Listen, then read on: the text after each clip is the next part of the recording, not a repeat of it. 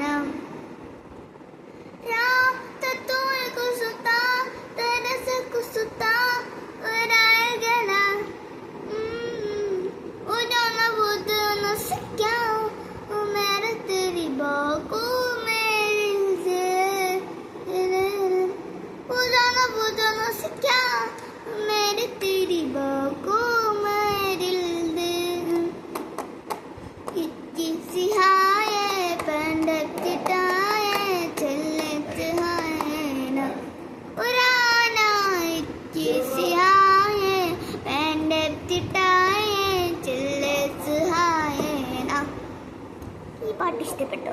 ഇഷ്ടപ്പെട്ടെങ്കിൽ നല്ല